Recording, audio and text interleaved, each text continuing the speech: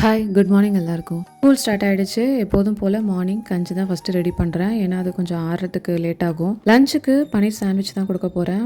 பேனில் butter add பண்ணிவிட்டு ஃபைனாக சாப் பண்ண onion, red chilli powder, garam masala, கொஞ்சமாக சால்ட்டு இது எல்லாத்தையுமே நல்லா போட்டு வதக்கிக்கிறேன். நேற்று லஞ்சுக்கு பாஸ்தா செஞ்சிருந்தேன் இல்லையா, அந்த சாஸை ஃப்ரீஸ் பண்ணிவிட்டேன். அதை தான் இப்போ ஆட் பண்ணுறேன். நல்லா நிறைய கிரேட் பண்ண பன்னீரை இப்போ அதில் ஆட் பண்ணிக்கிறேன். எல்லாத்தையுமே நல்லா மிக்ஸ் பண்ணிவிட்டு இதை அப்படியே பட்டரில் டோஸ்ட் பண்ண ப்ரெட்டில் வச்சு நம்ம நல்லா சாண்ட்விச் மாதிரி ரெடி பண்ணிக்கலாம்.